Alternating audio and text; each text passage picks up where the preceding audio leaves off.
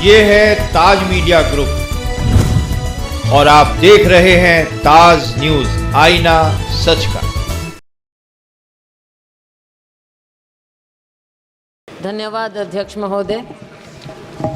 Sir, मैं सबसे पहले बधाई देना चाहूँगी बतौर महिला फाइनेंस मिनिस्टर को, वित्त मंत्री महोदया को, कि इन्होंने 7 बार बजट पेश किया है, 6 बार बजट पेश किया है। साथ में बतौर कांग्रेस एमपी मुझे इस बात की भी खुशी है कि इन्होंने बहुत बड़ा दिल दिखाया है और हमारा मैनिफेस्टो पढ़ा, जिसे बड़ी मेहनत के साथ हमने तैयार किया। हमने कोई गारंटी इनकी सरकार की तरह, मोदी जी की गारंटी की तरह नहीं कहा, लेकिन हमारे नेता राहुल गांधी जी ने पूरे देश में जा जाकर लोगों को गले लगाकर उनकी दुख तकलीफ समझकर इस मैनिफेस्टो को सबके साथ मिलकर तैयार किया। और इन्होंने हमारा मैनिफेस्टो पढ़ा, अपनी गारंटी को साइड में रखा और हमारे मैनिफेस्टो को लागू किया। मैं इनकी बहुत शुक्रगुजार हूँ। अब मैं इस बजट को क्या बोलूं? कुर्सी बचाओ बजट बोलें, विकसित बजट नहीं लेकिन विचलित बजट बोलें, या फिर एक और जुमला बजट बोलें, क्योंकि फिर बार बार हमें जुमले नज़र आते हैं इसमें। आपने 4 लोगों की बात की, लेकिन ये 4 कौन लोग हैं? गरीब, महिलाएं, युवा, हमारा अन्नदाता किसान। लेकिन इनकी गिनती कैसे हो? क्या मालूम पड़े कौन क्या है? क्या मालूम पड़े कि ये योजनाएं किसके लिए बनाएं? क्या मालूम पड़े कि टारगेट ग्रुप कौन है? अगर आप कास्ट सेंसस नहीं करेंगे, अगर आप सेंसस को सार्वजनिक नहीं करेंगे, राहुल जी ने, हमारे नेता ने मांग की कि सेंसस किया जाए, कास्ट सेंसस किया जाए, लेकिन ये सरकार चुप्पी साधे। एंड आई वंडर कि इसके बारे में इनके सहयोगी नीतीश कुमार जी क्या कहना चाहेंगे कास्ट सेंसस के बारे में। उन्हें तो बहुत कुछ मिला है, लेकिन सर ये बजट है किसके लिए ये भी तो पता चले। क्या केवल 2 राज्यों को ही उन पर मेहरबानी हुई है, या पूरे देश पर भी कुछ नज़र डाली गई? ऐसा नज़र नहीं आता कि 2 राज्यों के अलावा कुछ दिखा हो, या फिर भाजपा शासित प्रदेशों के अलावा कुछ नज़र आता हो। सर, मुझे याद आता है कि जब माननीय प्रधानमंत्री जी मोदी जी माननीय मुख्यमंत्री होते थे और उस समय हमारी सरकार थी और वो एनडीसी की मीटिंग में आते थे, अब तो खैर एनडीसी भी नहीं रहा, और वो हमेशा कोऑपरेटिव फेडरलिज्म की बात करते थे। अब शायद वो शब्द पूरी शब्दावली से निकल चुका है, कम से कम भाजपा की और सरकार की शब्दावली से निकल चुका है। लेकिन 2 राज्यों को भी मैं थोड़ा आगाह करना चाहूँगी। नीतीश जी तो हमारे साथ पुराने रह चुके हैं, 10वीं लोकसभा में थे, सब समझते हैं। नायडू जी भी बहुत अनुभवी हैं, राजनीतिज्ञ हैं। इनकी बातों पर ना जाएं। आज बेशक लगता हो कि बहुत कुछ दिया है, लेकिन नज़र फेरते देर नहीं लगती, तो इसलिए उनको भी मैं आगाह करना चाहूँगी। आज खुशियाँ मनाएं, लेकिन समय बदलते देर नहीं लगेगा सर।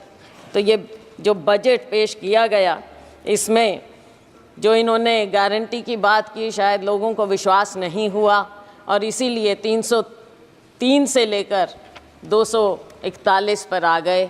विश्वास पैदा करना इनका काम है। इन्होंने विश्वास खोया और तभी ये डाउनस्लाइड हुआ। आज के दिन भी जब बातें होती हैं बजट में, हम सुनते हैं तो ऐसा लगता है कि कुछ पर मेहरबान और बाकियों को दरबान बना दिया गया है। दरवाजे के बाहर खड़े रहो, अगर मेहरबानी होगी तो शायद आपको कुछ मिल पाएगा। सर, जब प्राकृतिक आपदा की भी बात होती है भाजपा शासित प्रदेशों के लिए तो सेंट्रल असिस्टेंस की बात की गई बजट में, लेकिन हिमाचल प्रदेश की जब बात हुई तो एक्सटर्नल एजेंसीज़ की बात आ गई वहाँ पर कि उनके माध्यम से मदद की जाएगी। ऐसा भेदभाव क्यों? ये नहीं होना चाहिए और इसकी हम घोर निंदा करते हैं कि आप सबके साथ ऐसे भेदभाव। और फिर एक बात और सर, हरियाणा, महाराष्ट्र, झारखंड और शायद जम्मू कश्मीर चुनाव की ओर जा रहे हैं, पर ऐसा लगता है कि सरकार ने पहले ही हार मान ली। इन राज्यों का जिक्र तक नहीं, 3 राज्यों का जिक्र तक नहीं हुआ, कुछ दिया तक नहीं। और दुख इस बात का है कि आज 3 केंद्रीय मंत्री हैं हरियाणा से केंद्र में, एक तो मुख्यमंत्री भी रह चुके, लेकिन हरियाणा को कुछ नहीं मिला। मुझे मालूम नहीं कि अंदरूनी इनकी क्या बातें होती हैं, वो तो खैर सार्वजनिक हो नहीं सकती, लेकिन दुर्भाग्य है मेरे राज्य का, हरियाणा का, कि 3 केंद्रीय मंत्री होने के बाद भी हमें हरियाणा को ये कुछ ना दे पाए हैं और नाम तक लेना मुनासिब नहीं समझा। सर, किसान की बात है, किसान की आय दुगनी करने की बात कही गई। स्वामीनाथन कमेटी रिपोर्ट की बात लागू करने की शुरू में की थी, लेकिन बहुत कन्वीनियंटली आसानी से अब स्वामीनाथन कमेटी रिपोर्ट का नाम तक नहीं लिया जाता है। एग्रीकल्चर का, कृषि सेक्टर का बजट आधे के करीब हो गया है। 2019-20 में जहां 4.97% था, इस बजट में आपने 2.74% करके छोड़ दिया है। बात करते हैं एमएसपी की।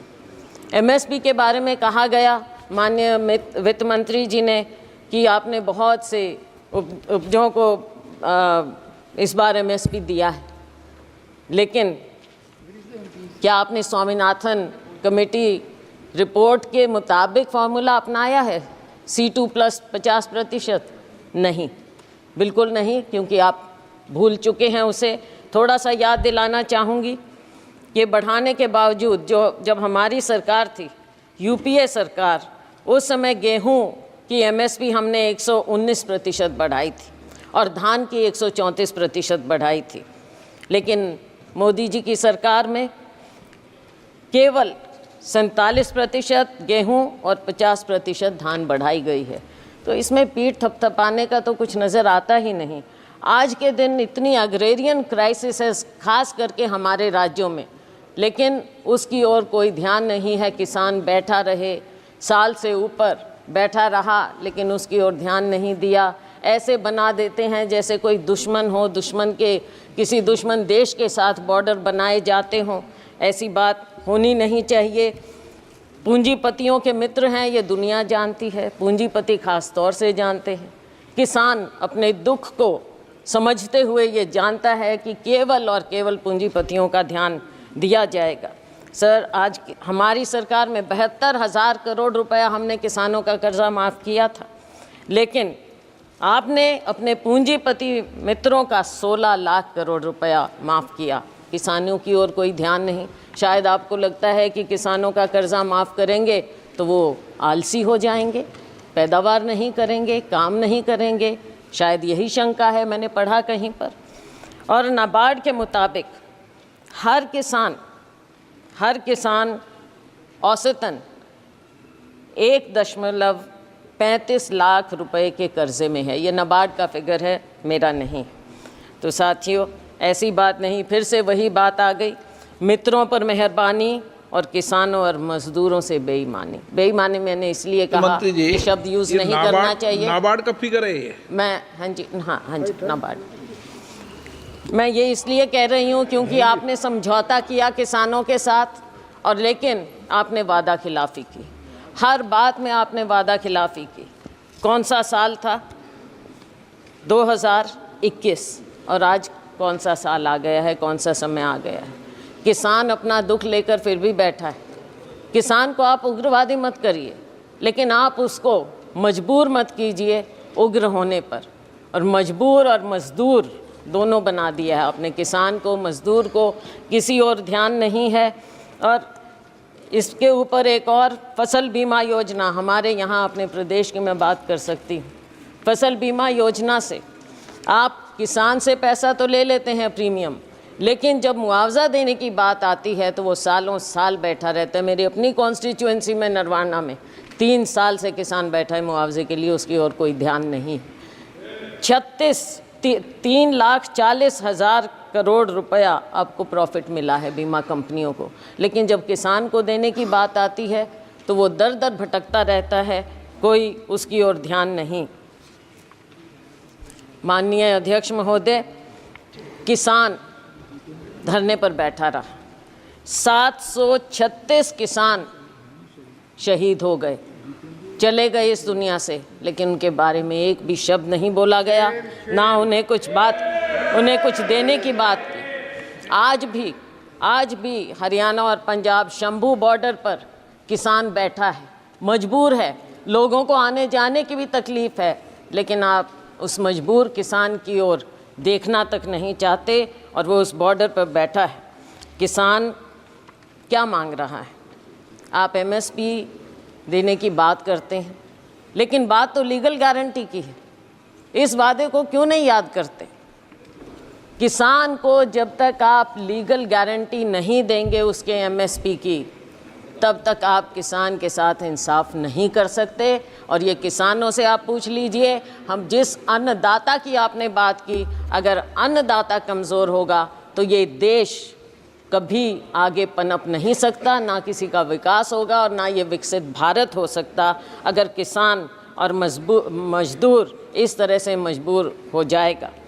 हमने अपने मैनिफेस्टो में उनको लीगल गारंटी की बात की। अगर ये हमारा मैनिफेस्टो का ये बिंदु भी पढ़ लेते तो बहुत अच्छा होता। सर, मज़दूरों की दयनीय स्थिति और ख़ास तौर से ग्रामीण मज़दूर की जो स्थिति हो गई, भारतीय जनता पार्टी के मोदी सरकार के 10 साल में मजदूरी वृद्धि केवल 1% हर साल की गई, उससे भी कम। और अगर मनरेगा की बात करें, मुझे दुख इस बात का हुआ कि मनरेगा का एक बार भी नाम नहीं लिया गया इस पूरे बजट में। और मनरेगा तो वो है जिसे आप पहले नाकारते थे, फिर आपने समझा, आपने उसको अपनाया। बेशक हम पर कटाक्ष करके माननीय प्रधानमंत्री जी ने मनरेगा को अपनाया, लेकिन अपनाया। और अगर कोई सेवियर था कोविड में ग्रामीण क्षेत्र में तो वो मनरेगा था, और आप आज मनरेगा को भूल गए।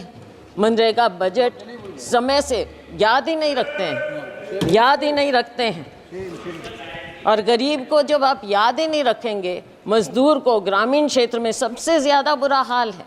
किसान का और ग्रामीण मजदूर का, खेती और मजदूर का चोली दामन का साथ है। आपने दोनों को भुला दिया है। देश कहाँ आगे जाएगा? केवल पूंजीपतियों के लिए। ग्रामीण क्षेत्र में भी आपने पूंजीपतियों को घुसा दिया, और वो भी बड़े बड़ों को। साइलोज वहाँ पर लग गए, वहाँ पे मजदूर भी। मंडियों में मजदूरों का बुरा हाल है। आज वो बेरोज़गार हो गए हैं, आज उनको 2-3 हज़ार रुपया महीने का मिलता है। मजदूर और दयनीय हो गया है। तो इस पर आपको ध्यान रखना चाहिए। न्यूनतम वेतन प्रतिदिन का 400 रुपया होना चाहिए। ये देश भर की डिमांड है, और हम कहते हैं कि हमारा समय आएगा, हम 400 रुपया ज़रूर करेंगे, और ये होना चाहिए। सरकार को इस बात को मानना चाहिए, गरीब की बात को मानना चाहिए, मनरेगा की बात को, कि न्यूनतम वेतन आप 400 रुपया करें। आप गरीब को भी 5 किलो अनाज देकर कृपया लाइन में ना खड़ा करें, उसे उसका हक दें, उसको ऊपर उठाने की बात करें, ना कि केवल आप कहते हैं कि 80 करोड़ रुपए लोगों को दे रहे हैं। तो क्या 80 करोड़ लोग लाइन में लगे रहेंगे? हमेशा गरीब रहेंगे और अमीर होता जाएगा, जीडीपी बढ़ता जाएगा। किसके लिए? केवल आंकड़ों के लिए।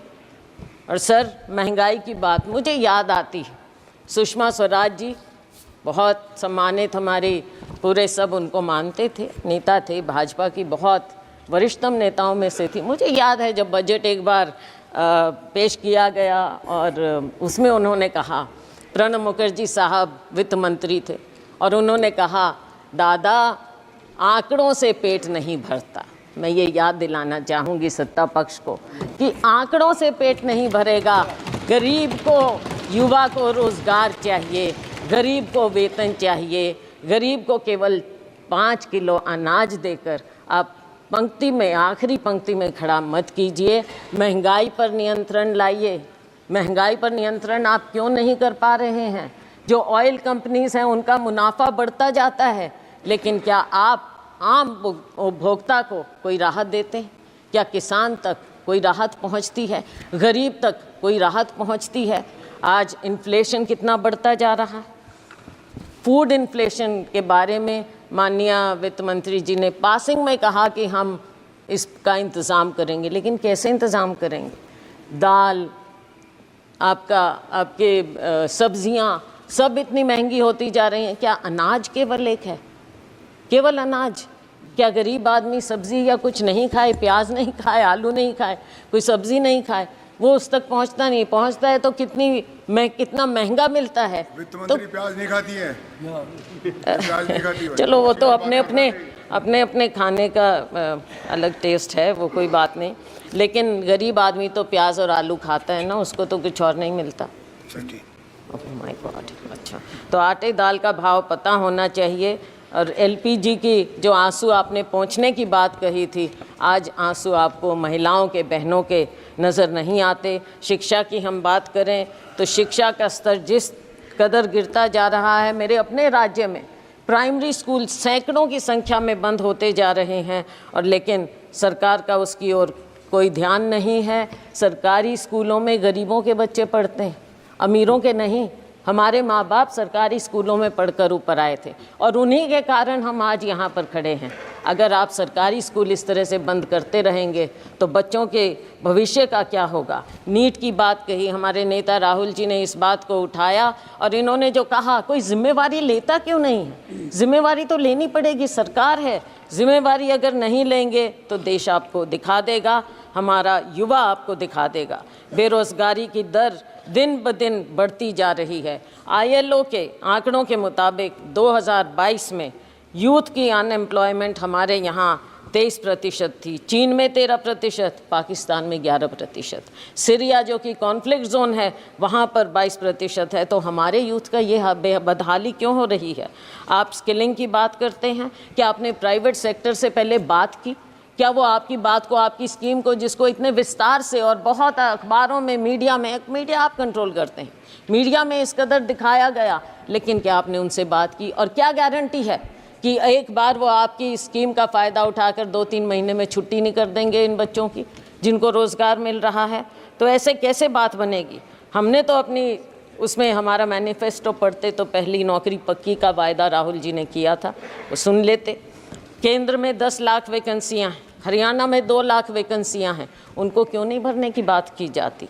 और बैकलॉग है SC BC का, उनकी और आपने बिल्कुल ध्यान ही नहीं दे रहे हैं। बैकलॉग को भी तो भरिए। और अगर ये प्राइवेट सेक्टर इतना ज़्यादा आएगा, वहाँ पर क्या आपने आरक्षण किया है? कहाँ जाएंगे हमारे लोग? रेलवेज़ में आपने जो सबसे बड़े डिफेंस रेलवेज़, यहाँ पर मिलता ही नहीं है, रोज़गार ही नहीं मिल रहा है, आपने बंद कर दी हैं सब नौकरियाँ। तो हमारे लोग, युवा कहाँ जाएगा? Skill skill skill skill India का क्या हुआ? आज के दिन बेरोज़गारी इस कदर आपके सामने मुंह बाय खड़ी है, और आपको अगर नज़र नहीं आता तो आपको आने वाले जो ये चुनाव होंगे इन राज्यों में आपको नज़र आ जाएगा। वैसे जो अभी उपचुनाव हुए उसमें भी आपको नज़र आ गया होगा। तो साथियों, जब बेरोज़गारी इतनी बढ़ती है तो गलत आदतें भी बढ़ जाती हैं। मेरे अपने राज्य में, मेरे अपने यहाँ सिरसा, हिसार, अम्बाला, पूरे हरियाणा में नशा बढ़ता जा रहा है। कहाँ हरियाणा था? हमारे यहाँ बोलते हैं देशा में देश हरियाणा, जित दूध दही का खाना। लेकिन आज के दिन हरियाणा तो ऐसा हो गया, ऐसा देश हरियाणा हो गया है जहाँ पे अपराध और नशे का ठिकाना बन गया है। कोई देशा में देश हरियाणा। सर 1-2 बिंदुओं पर और केवल मैं नज़र डालूंगी। अग्निवीर की बात है। अग्निवीर के खोखलेपन का पर्दाफाश राहुल गांधी जी ने यहाँ पर इस सदन में किया है। सरकार कितने ही टॉल क्लेम्स करे, लेकिन असलियत अगर आप ज़मीन पर जाएंगे तो आपको पता चल जाएगी। आपने 2 कैटेगरी बना दी है। अगर जो अफसर है और या जो साधारण जवान है सेना में, वो तो शहीद हो जाएगा, उसके परिवार को पेंशन मिलेगी। और जो गरीब का बेटा है, गरीब का बेटा केवल अग्निवीर कहलाएगा, केवल नाम मिलेगा उसे, और क्या मिलेगा? कैसे जाएगा वो? आप सेना के साथ भी नाइंसाफ़ी कर रहे हैं, हमारे युवा के साथ भी नाइंसाफ़ी कर रहे हैं, हमारे जवान के साथ आप नाइंसाफ़ी कर रहे हैं। सर, हरियाणा की आबादी देश की लगभग 2% है, लेकिन सेना में हमारा हिस्सा 10% के करीब है। आज के दिन आपने क्या इंसेंटिव छोड़ दिया हमारे युवाओं के लिए? कुछ नहीं छोड़ा। ये योजना पूरी तरह से युवा विरोधी है, जवान विरोधी है और सेना विरोधी है। हम डिमांड करते हैं कि आप अग्निवीर योजना को इमीडिएटली ख़त्म कीजिए और जय जवान जय किसान के नारे को फिर से बुलंद कीजिए। किसान को भी खुशहाल करिए, जवान को भी खुशहाल करिए। सर, SCBC की बात मैंने कही, ना बैकलॉग ख़त्म किया जा रहा है और ना नई नौकरियां मिल रही हैं, ना प्राइवेट सेक्टर में कुछ इनके लिए है, और ना इनकी scholarship, pre matric post matric scholarship के साथ जो जिस तरह से नाइंसाफ़ी की जाती है, समय पर बच्चों को दिया नहीं जाता। हरियाणा में मेडिकल 9,000 से ज़्यादा 10,000 के करीब स्टूडेंट थे, 3-4 साल से नहीं दी उनको स्कॉलरशिप। जब चुनाव आया तब आपने रिलीज़ की। इसमें भी राजनीति, गरीबों के साथ, हमारे SCBC के साथ भी राजनीति आप ऐसे करेंगे? क्या इतनी किल्लत है पैसे की कि आप गरीब से गरीब को उसकी स्कॉलरशिप नहीं देना चाहते? डॉक्टर अंबेडकर स्कॉलरशिप से आगे बढ़े थे। डॉक्टर अंबेडकर इकोनॉमिस्ट थे, लेकिन अगर आप बच्चों को मौका ही नहीं देंगे, वो कहाँ से आगे निकलेंगे? माननीय सदस्य, ये संसद है, हरियाणा विधानसभा नहीं है सर। इसका जवाब कैसे देगी? सर, बजट है। सर, बजट तो है। बजट में राज्य की अनदेखी हुई है सर। सही बात कहना सर, पड़ेगा। आपको भी राजस्थान से प्यार होगा सर। सर, आप अध्यक्ष हैं लेकिन राजस्थान से प्यार रखते हैं। राजस्थान विधानसभा बोलूँगा। सर, आपने स्पेशल कंपोनेंट प्लान खत्म कर दी, सब प्लान बंद कर दिया और सारे फंड्स डाइवर्ट किए जाते हैं। अब एक आध दिन पहले हिंदुस्तान टाइम्स में रिपोर्ट थी, मध्य प्रदेश में फंड्स डाइवर्ट कर दिए। किस चीज़ के लिए? गौशालाओं के लिए। गौशाला और SC ST का उससे क्या लेना देना? लेकिन SC ST के फंड्स आप गौशालाओं में दे रहे हो, तो ये कहाँ से ये डाइवर्जन हो रहा है? सरेआम डाइवर्जन हो रहा है। क्यों डाका डाल रहे हैं गरीबों के बजट पर, SC ST के बजट पर? सर, जहाँ तक कि हेल्थ की बात है, हेल्थ का एक्सपेंडिचर भी गिरता चला जा रहा है और पिछले समय में 2% के करीब आपने 2 साल बजट एस्टिमेट्स में और एक्सपेंडिचर में फ़र्क आ गया है सर, तो आगे वो गिरता ही चला जाएगा। और सर, आपकी कमिटमेंट हेल्थ सेक्टर में कोविड में देखा, लेकिन उसके बाद भूल गए। मैं एक और, आप सर बुरा नहीं मानना, अपना राज्य होता है, थोड़ा सा मेरे को बोलने दीजिए। सर, हरियाणा में माननीय प्रधानमंत्री जी ने फाउंडेशन स्टोन रखा था आयुष यूनिवर्सिटी का, क्या हुआ उसका? आज तक एक पत्थर नहीं लगा है कुरुक्षेत्र में, एक पत्थर। माननीय वित्त मंत्री जी पता करें। और सर, सिरसा में मेडिकल कॉलेज का नींव पत्थर माननीय प्रेसिडेंट साहब ने, राष्ट्रपति महोदया ने रखा, वहाँ भी टेंडर तक नहीं हुआ है, तो कैसे होगा? ये हेल्थ के प्रति है। आप बच्चों के बारे में एक शब्द नहीं। कुपोषण सबसे ज़्यादा हमारे ग्लोबल हंगर इंडेक्स के मुताबिक 2023 के मुताबिक 125 देशों में इंडिया की दर 111 है। पिछले साल 107 थी, इस साल 111 पर हम आ गए हैं। भूखमरी, कुपोषण, बच्चों के लिए क्या हो रहा है? अब वर्किंग महिलाओं के लिए, महिलाओं की बात अगर हमारी बात सुन लेते, राहुल जी ने प्रॉमिस किया कि हर गरीब परिवार में हम एक महिला को 1 लाख रुपया देंगे। अगर आप दे देते महिलाओं का तो अपने आप उद्धार हो जाता। थोड़ा सा सुन लेते, हमारी थोड़ी बात मान लें, इसमें कोई शर्म की बात नहीं है। आपके पास आइडियाज़ नहीं हैं, हमारे पास हैं, हमारे आइडियाज़ ले लें, सुझाव ले लें, तो देश का भला हो जाएगा, बहुत भला हो जाएगा। हमारे पूर्व मुख्यमंत्री जी यहाँ पर अब मंत्री हैं, बहुत बढ़िया उनके पास मंत्रालय हैं, लेकिन अगर शहरों की बदहाली, आप एक तो नाम बदलने का बड़ा शौक़ है, अब सिर्फ इसलिए क्योंकि JNNURM राजीव आवास योजना रखा, नाम से आपको थोड़ी दिक्कत है, शायद नफ़रत है, तो वो नाम बदल दिए स्मार्ट सिटी। अब सर, स्मार्ट सिटी फरीदाबाद में आप अगर 2 कदम पर है Faridabad, it is an overgrown urban slum. कहाँ से स्मार्ट सिटी है वो? किस हिसाब से? कचरे के ढेर हर जगह। और मिलेनियम सिटी गुड़गांव, खुद कॉलीग वहाँ से मंत्री, वहाँ से एमपी। 2 दिन पहले उनका इतना बड़ा इंटरव्यू छपा था कि वहाँ पर क्या बदहाली है गुड़गांव में कचरा प्रबंधन की। आप उनकी ही बात सुन लें क्या हो रहा है। मैं उम्मीद करती हूँ कि आपस में कॉलीग्स, जो माननीय पूर्व मुख्यमंत्री हैं, वो अपने यहाँ पर कॉलीग की बात सुनेंगे। दूसरे फरीदाबाद में एक और कॉलीग हैं केंद्रीय मंत्री, उनकी बात सुनेंगे। इन शहरों का तो थोड़ा आप कल्याण करिए। मैं जानती हूँ आप हताश हो चुके हैं हरियाणा की तरफ से, लेकिन हरियाणा के लोगों का 10 साल आपको मौका मिला, कुछ तो कर दीजिए, कुछ तो कर दीजिए हरियाणा का। पीठ मत दिखाइए हरियाणा को। अच्छा, स्वच्छ भारत का कहीं जिक्र ही नहीं है, भूल गए। वो ऐनक भी फेड हो गई जो गांधी जी की आपने ले ली थी और हर दीवार पर चिपका दी थी, वो ऐनक भी अब नज़र नहीं आ रही है। पता नहीं क्या हुआ, वो कचरे में ही शायद उसको भी लिप्त कर दिया आपने। सर, रेलवेज़ माननीय मंत्री जी थे यहाँ अभी, तो उनकी बात चलो मेरे कॉलीग बोल देंगे, मैं और ज़्यादा समय 1-2 मिनट और लेकर ख़त्म करूँगी। तो रेलवेज़ का भी जो हाल है हरियाणा में डिटेल में मेरे कॉलीग बता देंगे, लेकिन 1-2 बात ज़रूर कहूँगी कि जो उस समय मुख्यमंत्री थे, उन्होंने गुड़गांव फरीदाबाद के लिए जनवरी 16 में कहा था, ट्वीट किया था, आज तक कुछ नहीं। बल्लभगढ़ मेट्रो सैंक्शन हुई थी, आज तक उसके बारे में कुछ नहीं, ना कोई प्रावधान, ना कुछ और, ना एनसीआर का ध्यान, ना हमारे राज्य का ध्यान। सर, इंटरनेशनल एयरपोर्ट कब प्रॉमिस हुआ था? 2019 में, लेकिन और 2021 तक कंप्लीट हो जाना चाहिए था हिसार में इंटरनेशनल एयरपोर्ट, उसका कोई जिक्र नहीं, कुछ मालूम नहीं।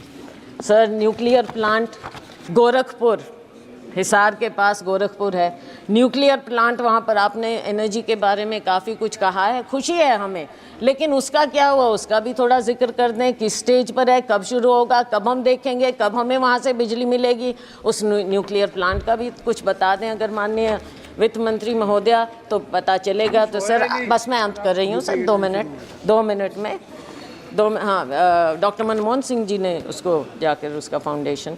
तो सर, आज के दिन कोई और कुछ बचा नहीं है। यूथ ने आपको पनिश कर दिया, महिलाओं ने आपको पनिश कर दिया, आपने हमारे किसानों को इंसल्ट किया, उन्होंने आपको पनिश कर दिया, अग्निवीर ने आपको पनिश कर दिया। लेकिन सर, बहुत दुख की बात है, आप फिर भी नहीं सुन रहे हैं। और सर, हम आपसे केवल, माननीय प्रधानमंत्री जी अगर इंटरवीन करें, हम केवल ये चाहते हैं, देश के लिए, देश को बताइए कि आप कुछ सीख ले रहे हैं। जो आपको दिखा रहा है देश एक दिशा, उससे कुछ सीख लें। अग्निवीर स्क्रैप करिए, एमएसपी को लीगल गारंटी दीजिए, और फार्म लेबर को, हर लेबर को 400 रुपया प्रतिदिन आप कर दीजिए, वरना आपका वही हाल होगा जो बाकी देश ने आपको दिखाया है। आपकी सरकार हंसते रहिए, केवल ऐसी हंसते विदाई हो एक जाएगी स्लोगन आपकी। पर, ये स्लोगन्स की सरकार है ना, ये स्लोगन्स की सरकार है। तो आपका आखिरी स्लोगन ये है कि कुर्सी को बचाओ, मित्रों पर लुटाओ। बहुत बहुत धन्यवाद, थैंक यू।